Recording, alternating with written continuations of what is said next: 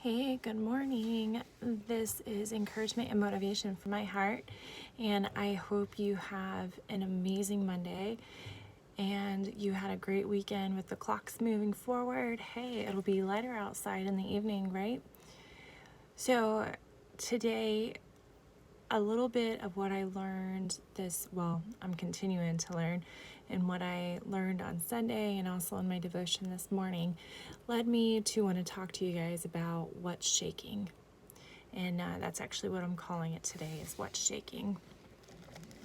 So there's some questions that I want to start out asking you first, and those questions are the same questions that our pastor at our church asked us on Sunday. And they were, who are you, really?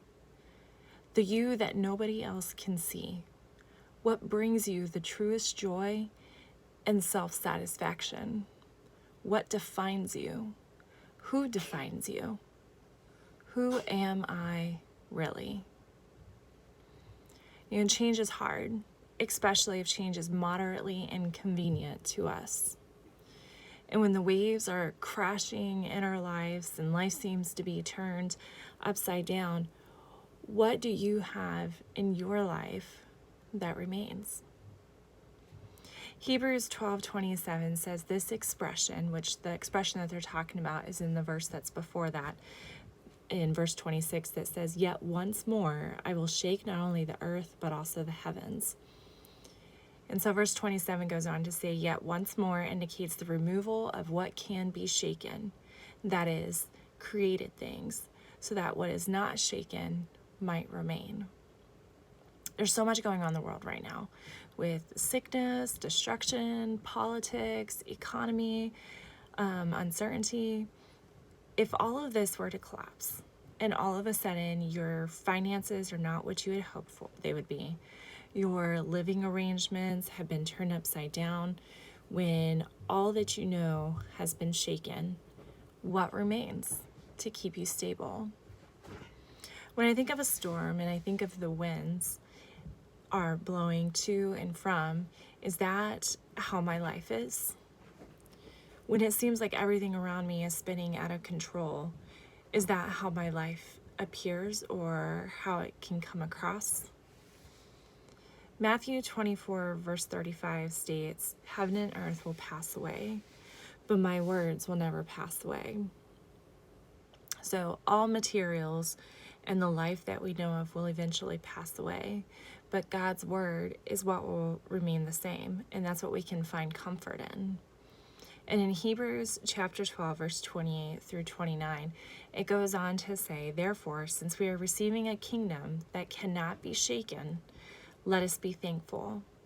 By it we may serve God acceptably with reverence and awe." Verse 29 says, "For our God is a consuming fire."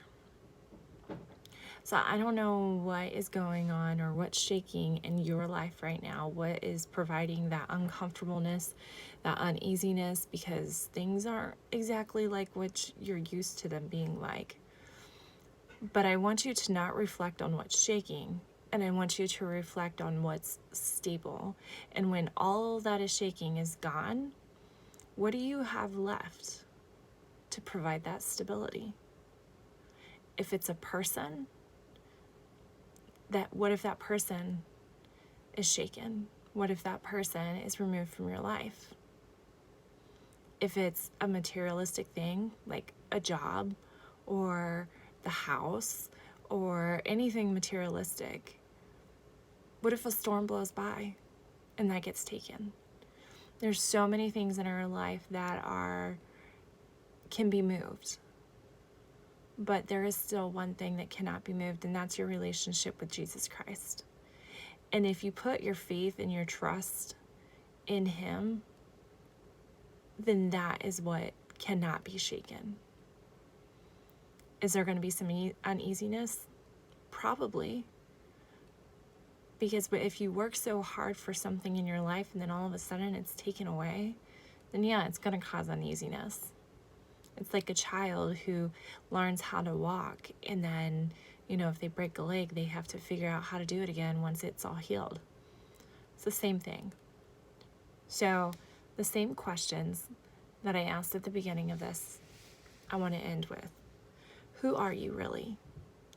The you that nobody else can see. What brings you the truest joy and self-satisfaction? What defines you? Who defines you? Who am I really? When all is shaken and all is taken away, who am I really? This is encouragement and motivation from my heart. And what I want, and I hope this provides you today, is some self-reflection. And I pray that it encourages you to kind of self-evaluate and see what areas of your life you're putting too much trust and focus into and not enough in other areas. We can become really busy, and sometimes busyness can take away from us being able to build that firm foundation in our lives.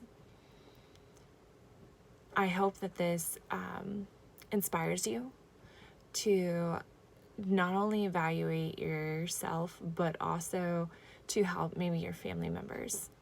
Do you have trusted loved ones that look up to you for direction and guidance? So what firm foundation are we trying to put in their lives? Are we trying to help them see and build upon? I hope you guys have an amazing day and know that you are loved and that you are valued. And when all heaven and earth pass away, God's word will remain. This is encouragement and motivation from my heart, and I hope you guys have an amazing day.